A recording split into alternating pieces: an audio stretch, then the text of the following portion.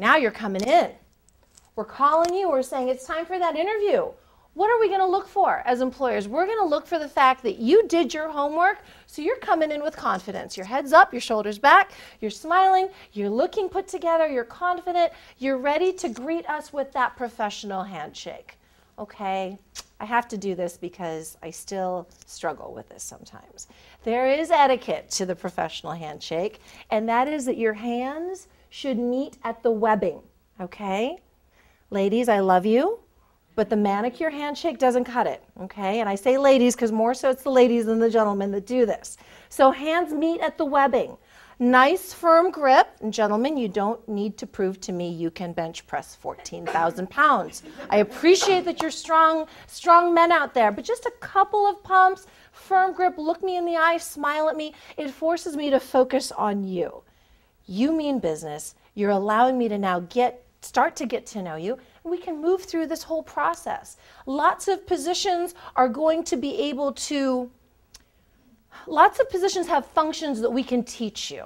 But personality, I can't teach you. And folks are going to work with who they like. So smile. Look for some things that can spark some small talk. Maybe you walk in and you see, a Sonics banner up there. Gosh, isn't it too bad that the Sonics aren't part of our city anymore? This tells me that you can talk to me. You can make some small talk. You have interpersonal skills. You can work in teams. So use that personality. We can teach you many of the skills that you'll need to be successful, okay? Even with very technical jobs, engineering, chemists, all these folks, they still want to like who they're working with. So show me that as you go into that interview. Enthusiasm. When you're there, you should want to be there. You've done your research. You know this position's a great match for you. So speak up. Talk to me. Show me some excitement. All right? If you're walking by a Ferrari and you're interested in it, you're just going to go, whatever. Oh, I don't think so. You're going to be sitting in that seat. You're going to be feeling that leather. You're going to be looking all up in those buttons, right? Smelling it, touching it.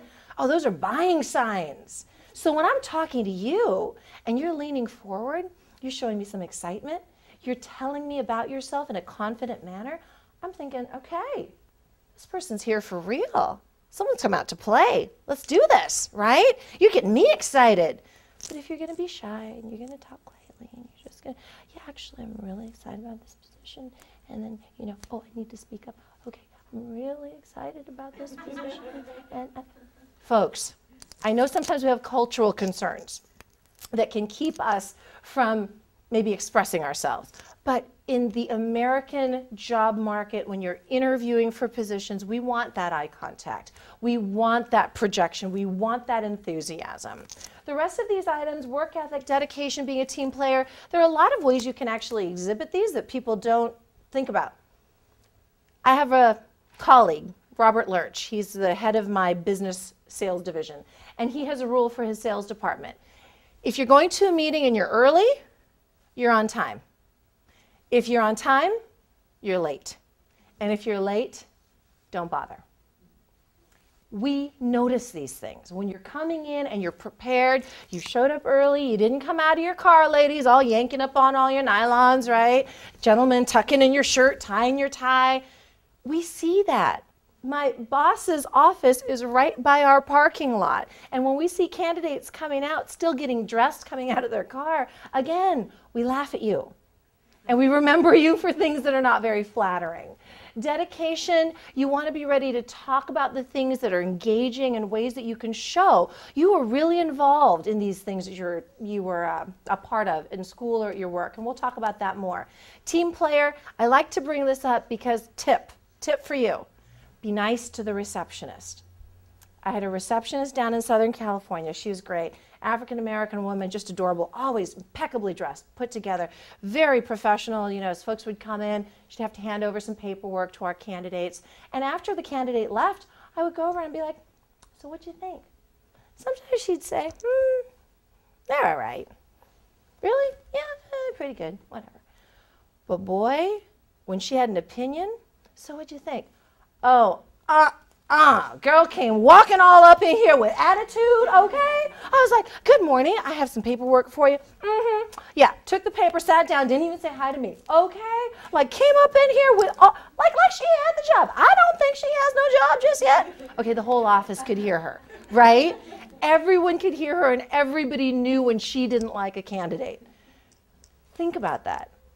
I'm in the service business. We rent cars to people who've been broken down, been in accidents. If you cannot be nice to the least of these, how am I going to know you're going to give good service to my customers? So there are a lot of ways you can impact that environment, that exchange as you walk into this interview. Traditional interviewing, you're in my office now, you've done all these great things.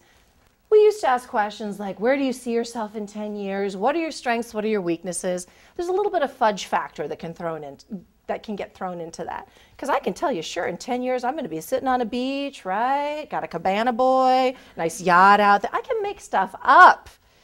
So this type of interviewing technique really isn't used very often anymore. It's kind of our warm-up now in trying to get to know you. Instead, you'll have a lot of my colleagues actually using what we call the behavioral model of interviewing. Have you heard this term before, behavioral interviewing? Yes? Okay, do we know what it stands for, what the premise is behind it? I know it's on the board.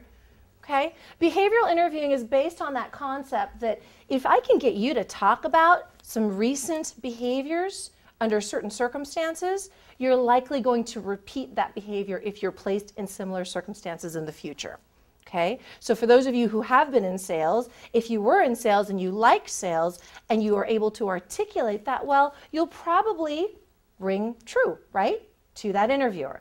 But if you were in sales and you didn't like it, and you talk about every customer was grumpy and every customer just was horrible and you hated it, you're probably not going to do well in my sales role. So that's kind of the premise behind it. We want to see or hear, specific examples, specific circumstances and situations. And we want to focus on what have you done? What have you accomplished? Rather than what do you hope to do? What do you think you're going to be able to do down the road? There are certain buzz phrases that come through when you are in this model. So if you're hearing things like, can you tell me about a time? Can you describe a situation when? Have you ever been? Tell me. These are all your flags that tell you you are in the middle of a behavioral interview model and there's a certain way that you want to be able to answer these questions. So if there's something that you walk away from this evening with, please take this. The STAR system is the most efficient way to answer interview questions when you are in the behavioral model. STAR stands for S, the situation, T, the task at hand, A, the action that you took. Your colleagues out there today fall into the trap of saying, we did this in the group. We asked this person to do that. We were part of blah, blah, blah. I'm not looking to hire we. I want to hire you. So you've got to start to feel comfortable saying, I did this, I impacted that, I took the lead role in it, and this was the R, result. Many people fail to put that result into that interview piece. They tell me about all the great projects they were a part of, but they don't tell me that they got a B or an A- or started the quarter or semester with a D and brought it up to an A-. Tell me about the result. Using the STAR system, think of a situation, the task at hand, the action you took, and tell me what the result. If you can do that, you're going to be able to keep yourself focused and keep yourself from rambling. So, we want details. I don't know Mary, who was in your communications class project. It is okay to rat her out and tell me that she didn't turn stuff in on time. Okay? When I started and I told you about my friend Heather, I could have told you there was a gal that was my roommate in college. She went to law school. She did great. She made a lot of money. But I told you her name was Heather White. I told you she worked for O'Melveny and Myers. I told you how much she made, and I told you details because details lend to credibility. Specificity lends to credibility. If you can't talk about the specifics of a situation, it's very difficult for an interviewer or for an employer to get a sense of whether or not you're the right match for our organization. So utilizing that STAR method, thinking about those details, we're going to bring up these job-specific competencies again. Okay? If I wanted to know, for example, a little bit about maybe how well do you set and achieve goals? I may not ask you, how well do you set and achieve goals? What I may ask you could be something along the lines of, can you tell me about a time that you set out to achieve something and failed? Can you tell me about a time when you had achieved something, but monkey wrench got thrown into it and you had to cope? What am I looking for now? Can you tell me about a time when you had to work through cultural differences to be able to achieve a collective objective? What am I looking for now? I want you to get into my head as the hiring manager. I want you to talk to me about your communication effectiveness. Can you tell me about a time when you had to work through cultural differences to achieve something? I might be looking for communication. I might be looking for goal setting. Okay? But if you just say, oh yeah, so there was this guy in my class and he was really hard to talk to or work with because he was always mumbling and stumbling and it was just really difficult, and so it sucked. We didn't do well in the class at all. That tells me nothing. You know what, there's a gentleman in my class who we learned later actually had a speech impediment. So one of the things that I had to learn to do was to sit with him face to face and to have him slowly articulate, speak to me. And by doing that, setting aside an extra 15 minutes every time we had a team meeting to get everything together, we were able to get the job done. And boy, the first project, we probably didn't do so well. But by the third project in that class, we were clicking on all cylinders. We all understood him, he understood us, and we got an A on that final paper. See how that worked? You're telling me a story. You've got a beginning, you've got a middle, you've got an end, and you're giving me specifics. He had a speech impairment. You had a project that you needed to work on. You took the time to sit with him and help him work with you, and in the end, all of you won, okay? Those are all part of me trying to figure out these core competencies by utilizing that behavioral model. So now it's getting to be time to wrap up that interview, and this can be really awkward for a lot of folks. How do I close an interview, Mylene? What's the appropriate thing to do? Well, hopefully, if you're working with a hiring manager who's worth his or her salt, after they've asked you questions, they're going to give you a chance to ask them questions. This is your chance, much like that informational interview, to try to figure out, is this the right place for me? I'm interviewing you, but you should also be interviewing me. Is this the right place for you? So ask good questions based on research. My favorite story of this, a colleague of mine, her name is Nicole. She used to work with me, and she said, you know, there was this one guy. He was amazing, impeccably dressed, showed up in a suit, very articulate, great things to say in the interview. She was just so excited about this candidate. Gets to this point in the interview and says, so what questions do you have for me? So he kind of puffs up his chest a little bit, you know, and she's like, yeah, I was a little cocky, but that's okay, you know, whatever, cocky, arrogant, whatever. And he's like, you know, I pride myself on the fact that I keep track of financial markets and pretty in tune with what's happening on Wall Street. You know, I'm really disappointed. Can you tell me why Enterprise's stock has taken such a hit over the last few months? And Nicole she stopped and she said, gosh, you know, I'd love to tell you why our stock has taken a hit, but we're a privately owned company, so we don't trade stocks on the New York Stock Exchange. Right? Right? Wow. Talk about just destroying all of the great stuff he had done early on in the interview. He was so cocky, he was so into showing us he was this great guy that in the end, she said, I was so deflated. I mean, here he was saying, why is your stock price down? You obviously didn't do your research. We're privately held. We don't have stocks. Okay? So ask good questions based on research. We are told you folks care about the environment. You folks care about volunteerism. You care about how we as corporations interact with our communities. Ask us about that then. If it's important to you that you work in a diverse workforce, ask us what we're doing to encourage that. Because guess what? If you're asking me a question like that, it's my turn to go, oh, you want to play like that? Okay, let me tell you about it. I'll give you another tip. The more you get me talking, the more I like you. Boy, this person's great. Because I like to hear myself talk. This is why I do what I do. And as you sit there, I'm telling you, recruiters will be like, I love that person. Why? We just were talking about so many things. To me, that means they were doing a lot of the talking, not the candidate. If you can get that recruiter talking to you, telling you stories, oh boy, do they like you. So ask those questions. Remember to ask, what's the next step?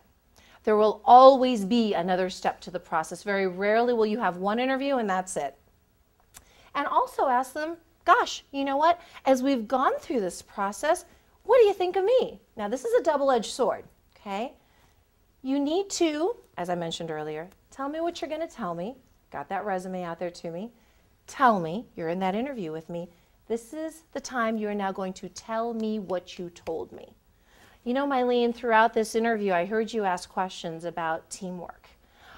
I also heard you ask a lot about how I deal with stress and pressure and coping.